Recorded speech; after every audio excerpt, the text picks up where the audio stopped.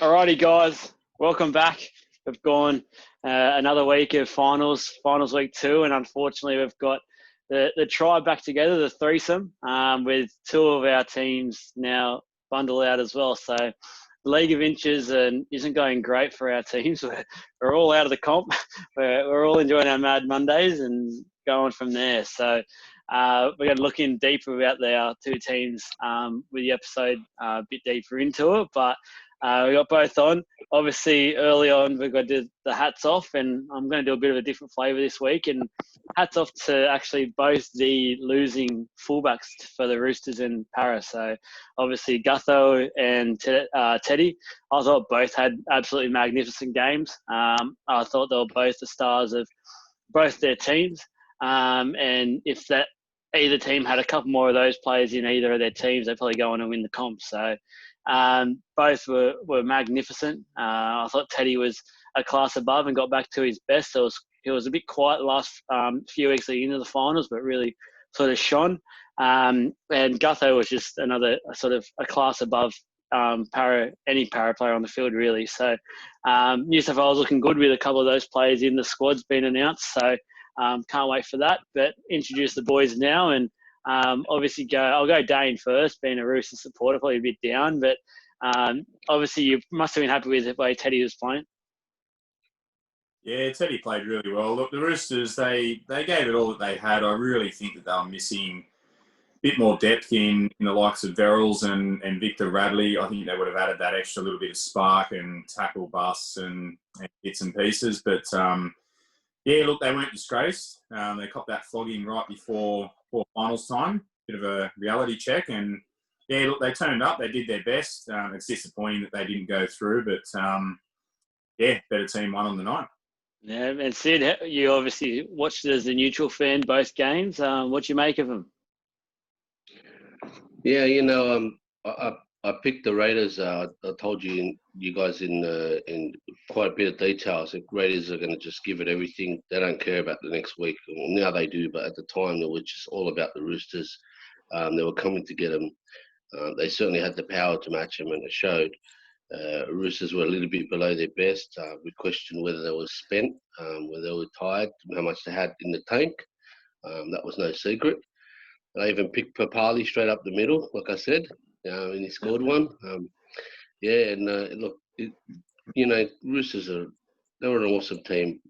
They're human beings, mate. So it was bound to happen. They're not robots. And to be honest, it's good to see. It's spread around. It's not going to be the Roosters, and hopefully, it's not the Storm. In my opinion, I hope a different team wins it just for something different. Yeah. But yeah, that was a good game. Yeah, and as far as the King Gutho, mate, he just continues to impress. He's just the guy is everywhere, mate. Yeah, no, nice try celebration as well. He's awesome, man, and he punches a little bit above his weight. He's quite skinny for an NRL player, Quality, mate. He's rugby league between the ears, definitely. Yeah, we'll obviously quickly just touch on both games, just a couple of minutes for each. And obviously the Roosters Canberra was the first game on the Friday night. And I just made a couple of points just to quickly bounce off both. Yeah, and I thought Jared Hargraves, I thought there was a bit of pressure on him leading into the finals, and I thought he was probably a bit of a letdown for the Roosters, to be honest. I don't think he really had two of his better games come this final series, and he was sort of outshunned by some of the younger players. I thought his penalty, which led to the first try for Canberra, was a pretty soft one, and it just sort of set the tone for his sort of finals campaign that maybe he's on the slide a little bit, not too sure. But I thought Whiten for Canberra, I said it last week, it was going to be between him and Keary, and I thought he may have won that battle. I just thought he looked very dangerous every time he pretty much had the ball.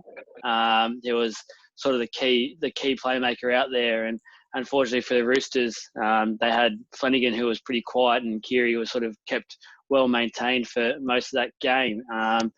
And we've already touched on it. I thought Teddy was brilliant. And just the other one, I thought Papali, big Papa, was pretty much the cornerstone of that Canberra Raiders team all night. He was going off, and when he did go off after that little period, Roosters looked dangerous, and then he came back on and steadied the ship, and the Raiders were off you go. So obviously from a fan's point of view, Dane, as a Roosters fan, what were you thinking that night? And were you thinking it was pretty much dead and buried at the time, or you had some faith? No, I had a little bit of faith. I thought they could come back and maybe just got the job done. What you touched on with Jared Hargraves, yeah, he's not playing as good a footy as what he has in past years. And I also think that, yeah, Flannery had a bit of a quiet game, and there has been a little bit of talk that maybe it's time for Lachlan Land to step in there and add a bit more spark and take control. And look, Flannery had some good periods throughout the season, but I just think the Raiders, they really turned up. They wanted the win more than the Roosters. And as Sid said before, like, I'm disappointed, but at the same time, you know, I think it would be good to see another team win this year. I would have liked that team to have been Para, to be honest. Obviously, growing up in the region, you know, you've been a supporter as well. It would have been nice, and you know, they'd clean out those dusty cabinets and whatnot. But as long as the Storm don't win, I don't care. But I think we're going to have really good footy games this weekend. But yeah, a bit disappointed, but it's always next year. Yeah, exactly right. And obviously, just quickly, Sid, you've had Canberra from the start of the year. They're hitting the right straps at the right time of year and end without Hodgson. So who do you think the key players are? Is it the White and Papali combination to lead them to the glory that you've predicted, or are you seeing someone else stepping up? They have a good balance. There's a 1-2 punch with White and a guy that we haven't seen much of or heard much in terms of being praised is Joseph Tapine.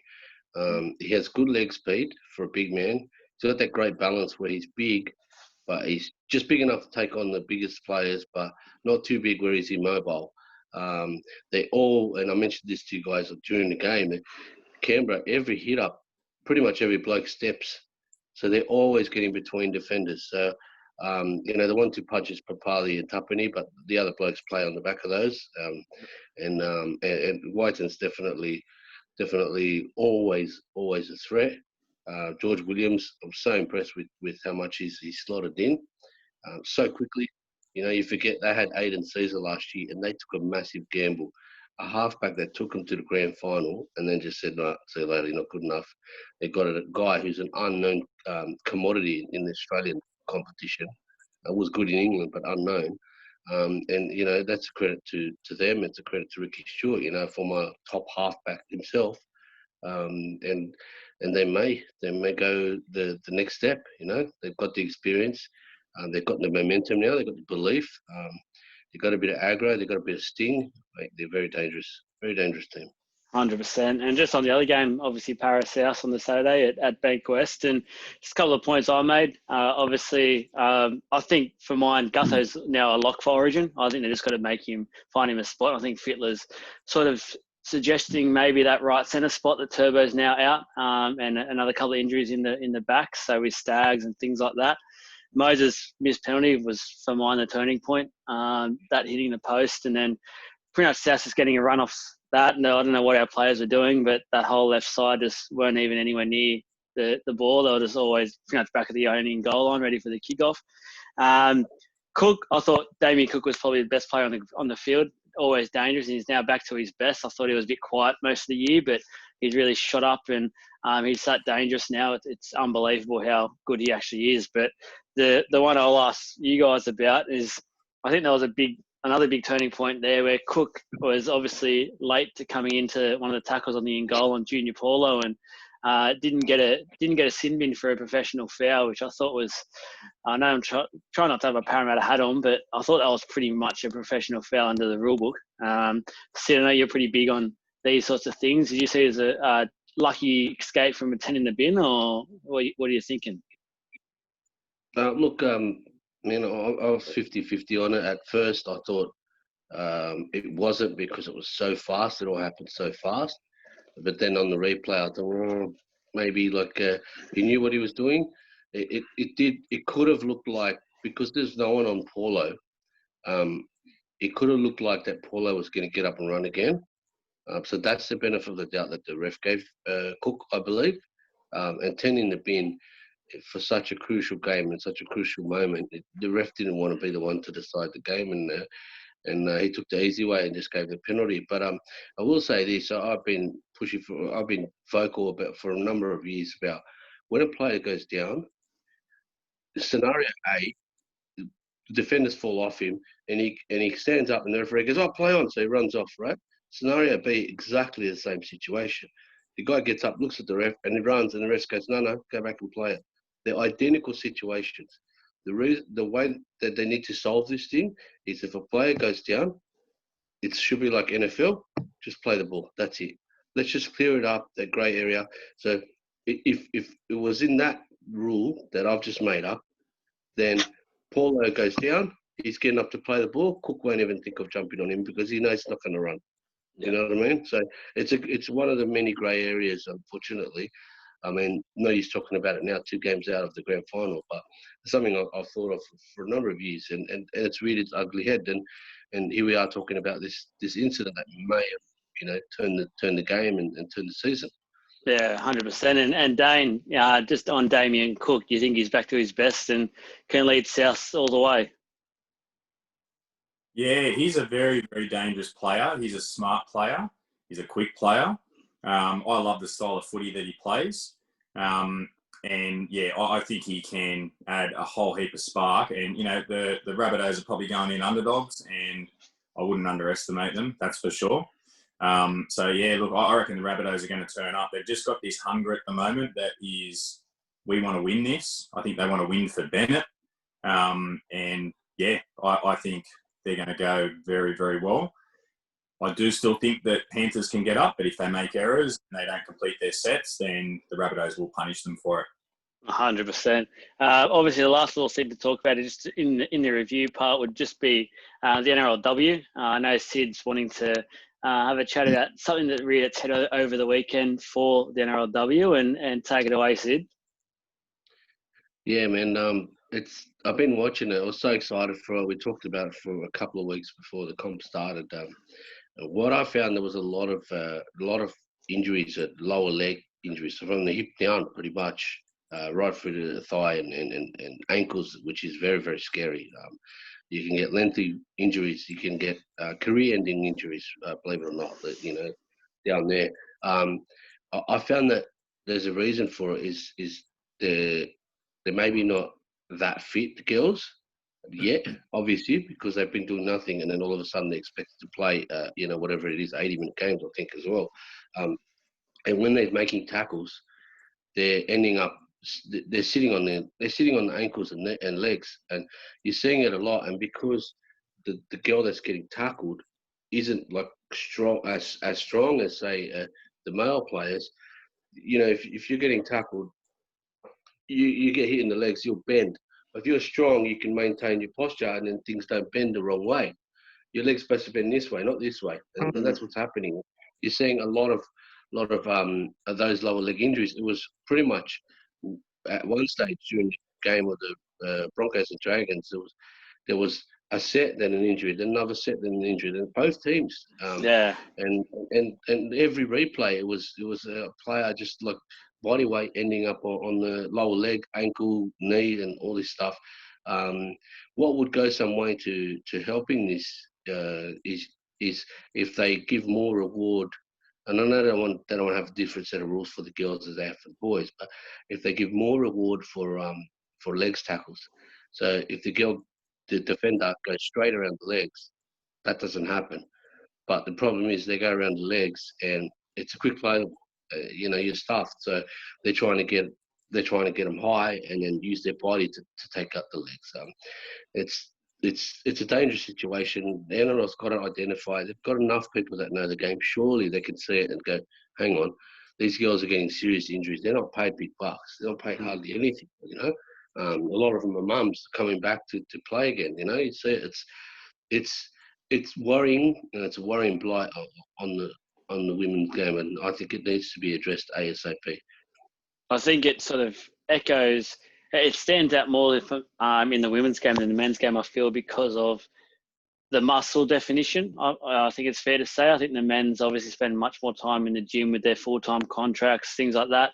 So the muscle in the guys' legs, they can withstand a lot more of this pressure that the women's are getting injured with. So hopefully, yeah, as you said, there's something looked at there. And I've been an advocate of extending the season for the NRLW from when it started. So hopefully they start looking at that a bit more. And next year when there's a bit more money around, they can hopefully start paying them to do longer seasons and add a few more teams in. But we'll kick off the season reviews as obviously as well with 2 teams out again. Get the Roosters man himself to comment on the Roosters. Just quickly, a couple of quick points I made for him.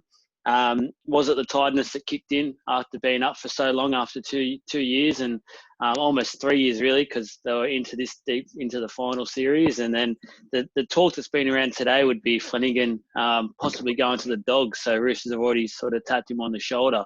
Is it really his fault? Is there other things involved with the club? I don't know the club as much as obviously their fans do. So Dane, give us a bit of a review on the Roosters season and how you thought it went.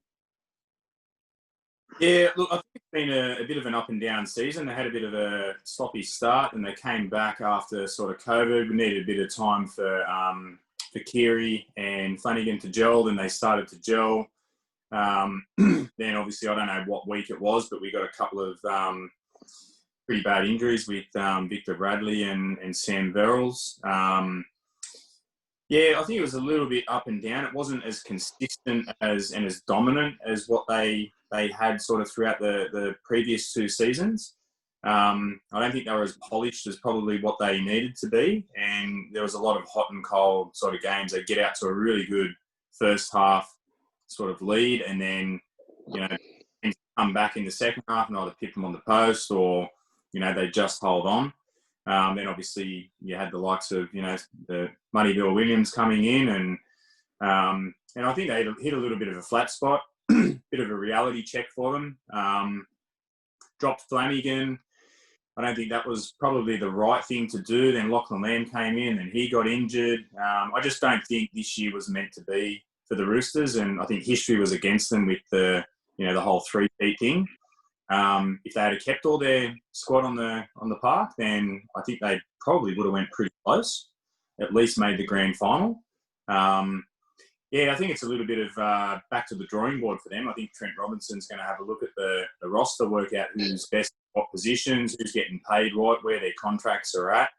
I think they need a bit of a refresher in some positions, and I think they'll come back pretty strong next year, to be honest. And yeah, it'd be sad to see Flanagan, be moved on. But is he the best fit for Keary? And there's been talk about Keary going to halfback and maybe Lachlan Lamb coming in at 5'8". So interesting to see what they do and how they bounce back next year. So all in all, it was a good season, but yeah, it just wasn't their year. I think you basically sum it up there. It's like the Roosters have got themselves up to such a point now. Even their fans are disappointed by just making the finals and getting into the second week of finals. It's sort of like, well, unless we win the comp or make the grand final, it's basically a failed season in many eyes. And I guess that's credit to Robbo and the boys there at the Roosters and Uncle Nick and just how great they built that club. And I think it says that the fact that they've tapped Flanagan on the shoulder says a lot about that club. A lot of teams would just go, you know what, we'll give him another year or two. He's young. Let's see. But they've obviously identified, if it's something to do with his personality or just the way he's playing on the field, that he doesn't quite fit into the team itself. But they've gone ahead and made that decision. And again, it's a ballsy move. But if it pays off, which Robinson and co don't really make too many bad decisions, it could be one where you're back straight up to a grand final win next year. Obviously, the other one would be the Parramatta Eels, and unfortunately a season that the many tipped us to go almost all the way, or if not right up there. We've sort of in a way failed. Now I'm trying to not speak too much about this. Obviously my team is something I'm passionate about and don't want to get too much bogged down into it, but just thought a couple of key players sort of let us down throughout the season, and especially in the finals. I thought Kane Evans off the bench was quite weak. He was very lazy with a lot of his plays, and after Junior, Paulo and RCG made such good starts to both our games. He sort of came on and it was a bit of a slap in the face to our props that started the game and has laid such a great foundation. I thought Sivo, for mine, was an interesting one. I actually thought he was pretty poor this year. He wasn't sort of doing his big runs. There was often times where Gutho would just be yelling at him to pretty much get quicker. We know you can run. And he was sort of dawdling at the line and not getting our sets off to the way it needed to be. The other one I thought, obviously, has been talked about, it was Wonga Blake's defence. I just thought it's too much in 50-50 mode. He doesn't commit to something. He sort of always is caught in between that sort of wing and centre and second row sort of position where to go. And obviously being centre, it's a pretty big ask to make sure you get those right. And I just thought he is still young, but we just spoke about it with the Roosters. You've got to make sure with these young guys, you quickly realise if he's the right player for your club or not. There's been a bit of pressure over the last few days. I've seen in shows like NRL 360 that there's been talk about Brad Arthur and his coaching being up for question. For mine, I think he's the man for the job. I think an interesting stat that I looked at today was that out of the last 4 seasons, 3 of those seasons the worst we've finished is 5th. Obviously, one of those was after the other 4th was the wooden spoon year. But we actually finished, apart from that, the lowest we finished is 5th. So we've made finals 3 out of 4 seasons, which if people can remember, the middle of the 2000s, will come in last and things like that. So he's turned the club around to be competitive. And I think this year we actually improved from last year. And that's all you can really ask from your coach and your players is to improve. I thought a couple of unlucky injuries towards the end of the season sort of got us. And obviously with the Michael Jennings situation and losing both our wingers on the weekend sort of hurt.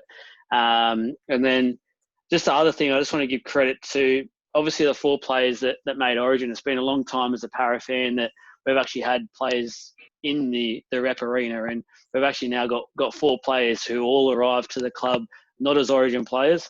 They weren't anywhere near an Origin spot. And this year there's sort of credit to obviously the coach and the players themselves who've got themselves up to be in that. So I think that shows some good credit and good coaching there to get those players up there. Sid, I know you're obviously a Dragons man, but I know you got some family in that are big Para fans, so you've probably been watching pretty closely for a non-supporter. What did you make of Para's year? Yeah, look, it was a good effort. It was a gallant effort. A slight improvement on last year, in my opinion. They looked like world beaters at times. They had the desperation in the fence. I think they had the defensive structure to do something as well. Probably what they were missing was just a little bit to go to that next, something to go to the next level. Some teams have a different game plan in the finals or something like that. I mean, they're just missing a little bit. What didn't help them though, you mentioned injuries, and if you look at Moses, the popular punching bag because he's a halfback. There was times when Moses was flying and then he got injured. And then when he came back, he had like 2 games with Dylan Brown. Then Dylan Brown got injured. Doesn't do much for your continuity in terms of the halves. That's the driver's seat. That's where things tick. That's where the team's humming. That's the direction, the kicking game, the attack, focal points. It was a very big ask to just sticky tape the guys back together and then just all of a sudden find form. And I think that was ultimately the telling point. Moses got to a point where he was just trying too hard, and Dylan Brown, in all his class, was such a young player. He was coming back from injury. There's only so much he can do, and they faced a red hot South Sydney team. And Melbourne, Melbourne before that was like I always say, the rare marriage of classy and grubby. It was just very unlucky. I mean, you've got to be awesome to win the comp. I wouldn't be totally disheartened as an Eels fan. Yeah, I think when I look at the lineup, I look at the team. I think we're we're two key players short of being that premiership team that can go out. And I probably would say another forward, a big bopper off the bench, just to or to start and push one of those RCG or junior to the bench to come on, just to make sure we've continually got that go forward. I think we missed that. I guess the other question, Mike, you have mentioned it, is Moses, and there seems to be a bit of pressure on him now in terms of he did come back. Calf injuries are very hard to come back from. They're probably one of the worst injuries to get as a football player because you're always on your legs and your calves are one of the main muscles to push off and start. But it's fair to say he wasn't offering much when it came to the last two games in the finals. And that big games is obviously where you want your halfback to step up. I thought he should have covered Dill Brown a bit better than he did. The guy's come back from pretty much almost a snapped bloody Achilles or something. So it was tough work there. But Dane, obviously, you guys we've just spoken about the Roosters and halfback. And what do you think of Moses? Obviously not a fan of Parra, but you've watched a few of the games. I know you've mentioned him a few times. You like Parra. So what do you make of Moses as an opposition supporter? Do you rate him, or where are you at with him? Yeah, look, I don't rate Moses really, really high. He has some good things about his game, but I think there's a lot of weight on his shoulders to steer that team around, and he's the go-to man. And if it's not him, then Gutho creates some sort of magic and steals the show. But I think you guys need a bit more, like you touched on before. I think Sivo was a little bit flat this year. And then obviously you got that controversy with Michael Jennings. I'd say bring back Semi Radradra. That's what I would say. Chuck him on the other side to Sivo, and they'd just be competing. They'd be busting tackles. It'd just be explosive, and it would be, if they had a player of that quality that can do that sort of stuff, one on each edge, they'd be really, really dangerous. Moses could just kick to those corners, have options. But yeah, look, I think Moses is a little bit overrated. I don't like him that much, but he is a good football player. And I just think he needs a little bit of weight off his shoulders. Like, I think you guys need a ball running 5'8", someone that's got a little bit more size, like a Whiten sort of style. I don't know if there's any out there for them to get. Dylan Brown's a good player in his own right, but like I said, I think there's just some sort of spark that's sort of missing. So yeah, no, perfectly summed up, I think. So we'll quickly move on to the previews of this week. We've got two, you've already mentioned it, Dane, two absolute crackers this week. Storm Canberra, the first one. I've got, just quickly here, I've got obviously the key matchup for mine's Munster v Whiten. I think whoever wins that matchup, their team goes on and wins the game. Sid, where are you seeing this one? So the Canberra Melbourne game, well, that's a big ask, and I know there's anticipation from our 11 subscribers that want to hear what I have to say, because my tipping's just been spot on in the finals, So look, my heart says Canberra. I do know that, like I said earlier, that Melbourne can bully teams. If any team that can deal with the bullies, it is the Raiders. They're just fun, and they're playing with tough and structure at the same time. It's quite impressive. I'm leaning towards Raiders. I think the Storm, they do the same thing every game, and it works. It's worked for a long time. But I've got a feeling that it may not work for them this week. That they needed to come up with something different. The question marks on Munster. If he plays, is he 100%? If he doesn't play, well, then you're losing a world-class player. And that's another factor that makes me lean towards the Raiders as well. And and the last one is that they had a week off. I don't know, a week off is a good thing because you can't get injuries or whatever. But they maybe get caught cold like Roosters did last week. If Raiders start fast, they catch Melbourne cold. So I'm going to go with Raiders on this one. Well, there we go. We got a Raiders man. Obviously, tipped the Raiders from the start, so he wants to be not Nostradamus at the end here. So, good luck to Sid. Obviously, the other game, Penrith South. A couple of big points here, I think, is the loss of Kickout, and we're going to see how big this is. They're obviously their go-to is on the short side, get Kickout one-on-one with a halfback. Capewell, a good player, but he is no Kickout. But let's see how we can replace that and how big that is. Both teams very big on attack. Probably two of the better attacking teams of the comp, especially at the moment, and both in form. Which attack stands up? Biggest question for mine. I don't think this will be a defensive game. I think it's going to be a very high-scoring game.